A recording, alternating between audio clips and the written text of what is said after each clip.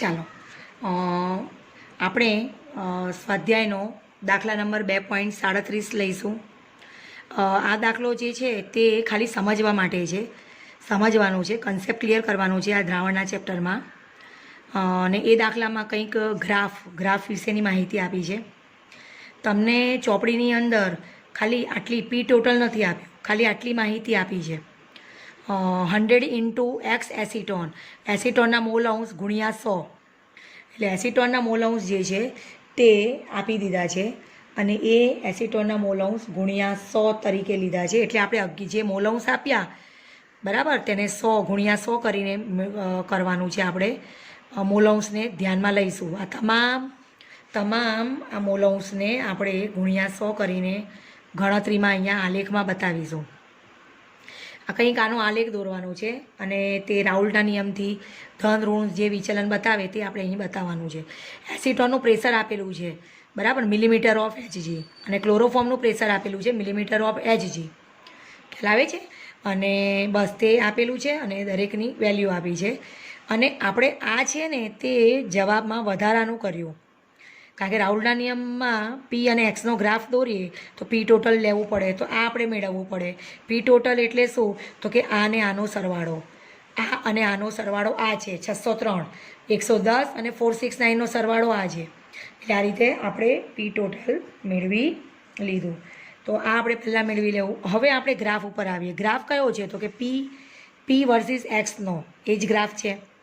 પી versus એક્સના ગ્રાફમાં જુઓ, અહીંયા પી એટલે અહીંયા મિલીમીટર ઓફ એચજીમાં બતાવવું પડશે પી, અને એક્સ છે તે ઇન્ટુ 100. એટલે જો અહીંયા પીની કિંમત ફ્રેન્ડ્સ મેં લીધી છે 100, 200, 300, પ્રત્યેક 1 યુનિટ 400, 500 એટલે 100 એકમ તરીકે લીધું છે પ્રત્યેક 100. અને અહીંયા પી નીચે મોલ અંશ છે તો 10, 20, 30, 40 રીતે લીધા છે બરાબર. એ પ્રમાણે મેં બતાવેલા છે મોલ અંશને 100ના ગુણાંકમાં. હવે જુઓ, પહેલાં આપણે શરૂઆત કરીએ કઈ રીતે બતાવવું, કઈ રીતે આપણે ગ્રાફ દોરવો, એનું પ્લોટિંગ કરવું. તો અહીં તમે જુઓ કે મોલ અંશ 0 છે. જુઓ શૂન્ય મોલ અંશે એસિટોનનું બાષ્પ દબાણ 0 છે અને ક્લોરોફોર્મનું બાષ્પ દબાણ 632.8 છે. તો અહીંયા શૂન્ય વખતે જ્યારે છે શું? તો કે મોલ અંશ, ત્યારે 600 અહીંયા 50 લઈએ તો 632 બરાબર. તે કોનું દબાણ છે? તો 632 કંઈક આ રીતે અહીં બતાવીશું બરાબર.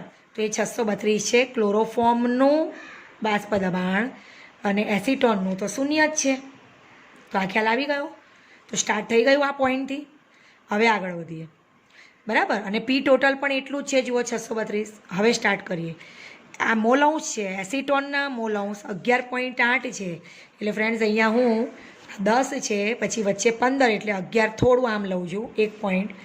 તો 11.8 એસિટોનનું પ્રેશર 54.9 છે. 54 એટલે આ 50 હોય તો 50થી થોડું ઉપર 11.8 આ રીતે હું બતાવી શકું આ પોઈન્ટ બરાબર. ત્યાર પછી આપણે ખાલી એસિટોનનું જ જોઈ લઈએ કે 23.4, જુઓ અહીંયા 23.4 મોલ અંશ હશે ત્યારે તેનું પ્રેશર 202.4 છે. આપણે માત્ર એસિટોનનું જોઈએ છીએ અત્યારે, એસિટોન વિશે. તો 23.4 એ શું લઈશું આપણે? 110.1. જો અહીંયા બતાવું છું હું, અહીંયા આ મોલ અંશ છે 23 એટલે 20-30ની વચ્ચે આવશે. 23.4 એ કેટલું છે? તો 23.4 110.1, 110.1 એટલે 23.4. અને અહીં હું બતાવું છું 110 એટલે 100થી થોડું ઉપર, 110.1 થોડું ઉપર મળ્યું. ચાલો આગળ વધીએ.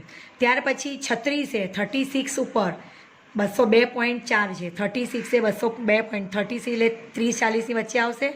36 એ 202, તો 36 એટલે અહીંયા 202.4. ઓકે, એપ્રોક્સિમેટલી આપણે દોરીએ છીએ ગ્રાફ બરાબર.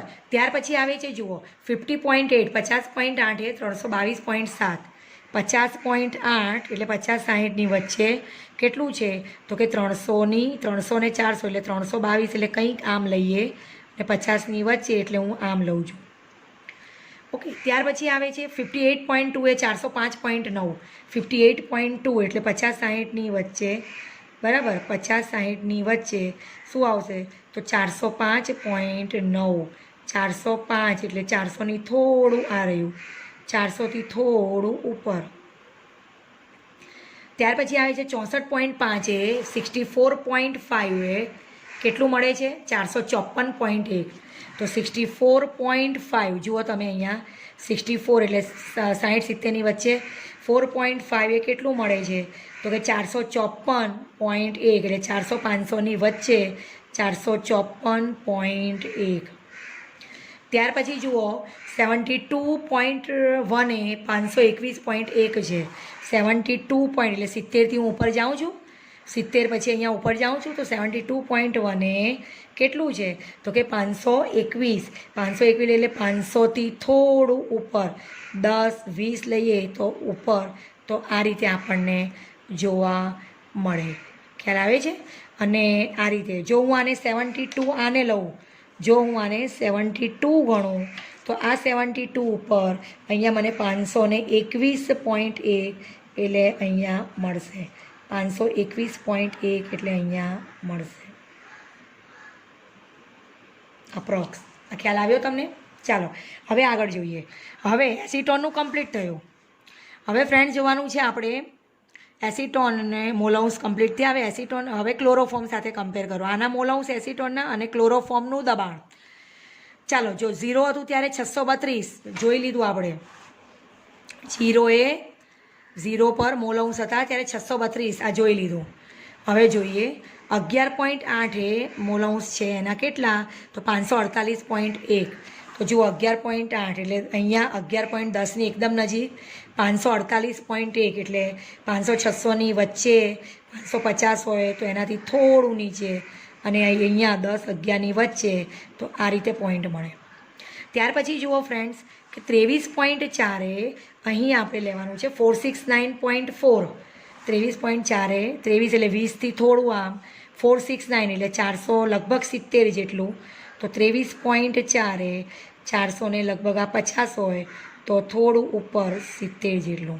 ખ્યાલ આવે છે? ચાલો ત્યાર પછી ફ્રેન્ડ્સ જોવાનું છે 36 ઉપર. 36 છે મોલાઉન્સ તો કોમન જ રહેશે. મોલાઉન્સ સાથે પહેલાં આપણે એસિટોનનું બાષ્પ દબાણનું બધું દોરી દીધું આ એક.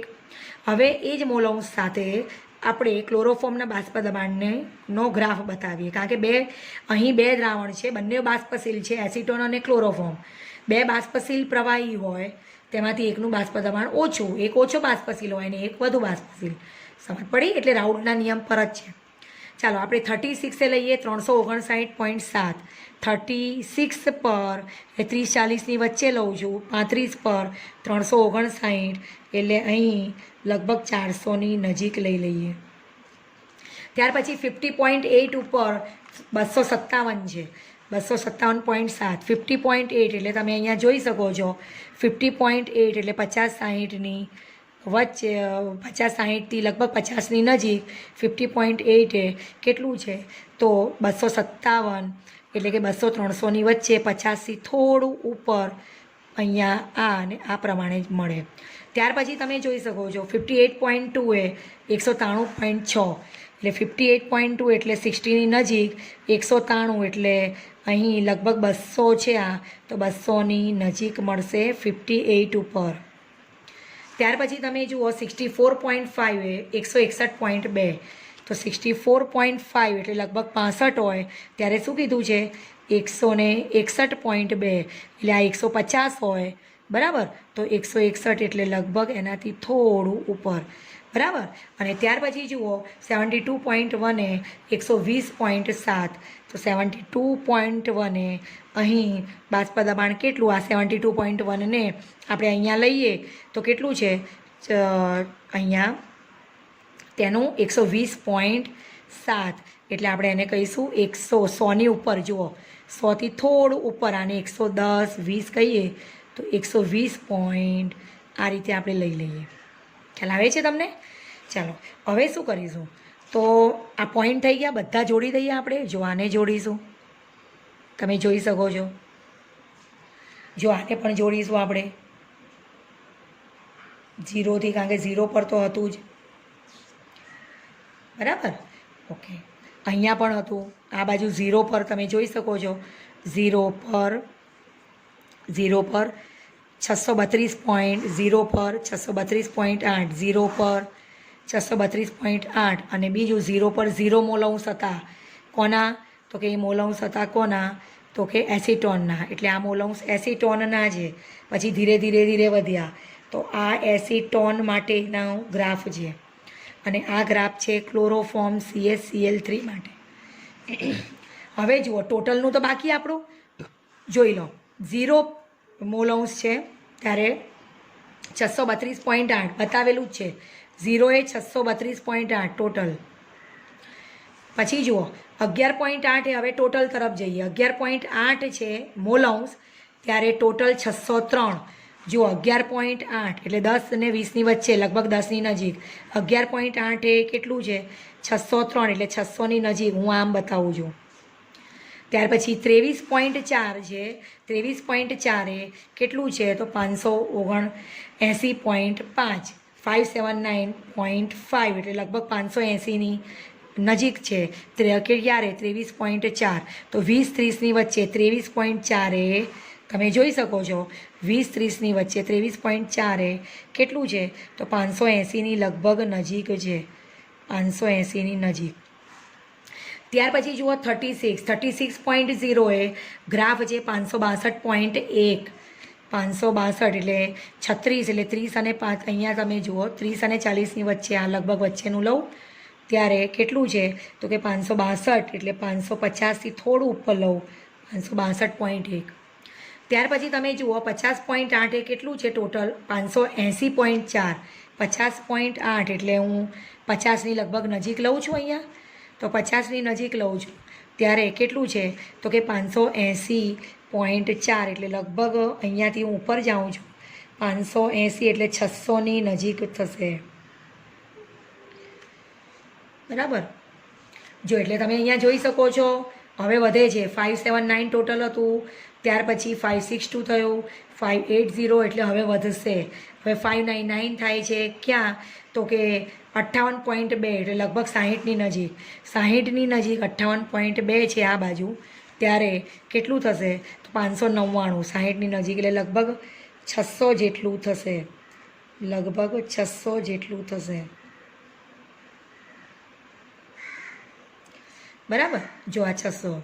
ત્યાર પછી આવે છે 64.5 અને ત્યારે 615.3, 64.5, 64, 65 છે, 64.5 એ 615 એટલે જો 600થી થોડું ઉપર ગયું 15. અને ત્યાર પછી તમે જુઓ 72.1 એ 641.8 છે, બરાબર. એટલે 72.1 એટલે આ 72 છે, આ પોઈન્ટ 1 એ કેટલું આપ્યું છે, 648 એ 650 અહીંયા છે ને, તો 650ની લગભગ નજીક. તો આ પોઈન્ટ ઉપર આપણને 650 છે, થોડું આ પ્રમાણે 641.8. ખ્યાલ આવ્યો. હવે બધા પોઈન્ટને જો અહીંયાથી જોડો છો, આ રીતે જોવા મળે. હવે તમે જોઈ શકો છો આ ગ્રાફને આધારે કે આટલો ગ્રાફ આપણે સમજી લીધો, કન્સેપ્ટ ક્લિયર થઈ ગયો. બંને બાષ્પશીલ દ્રાવક આપેલા, તેના માટે આપણે ગ્રાફ દોર્યો, કઈ રીતે દોરવો એ તમને ખ્યાલ આવી ગયો, ક્લિયર થયું. તો આ ગ્રાફને આધારે કહી શકીએ, કારણ કે પ્રશ્ન પૂછેલો છે કે મિશ્રણના જુદા જુદા સંગઠન માટે અવલોકિત કરેલ પ્રાયોગિક માહિતી આપી અને એ માહિતીને આધારે આલેખપત્ર દોરો. જો આ ફ્રેન્ડ્સ આપણે દોરી લીધો અને તે આદર્શ વાયુથી ધન કે ઋણ વિચલન દર્શાવે છે, તેનું સૂચન કરો. તો હવે આપેલ ગ્રાફ ઉપરથી આપણે શું કહી શકીએ કે તે આદર્શ વાયુથી નીચેની તરફ મળે છે. જો ગ્રાફ ઉપર કર્વ નથી મળતો, નીચે છે, તો આદર્શ વાયુથી કેવું વિચલન દર્શાવે છે, ઋણ વિચલન બતાવે છે. તો આ આપણો દાખલા નંબર 2.37 ને એનો જવાબ. ઓકે, એકદમ કન્સેપ્ટ ક્લિયર કરી લેજો. Thank you.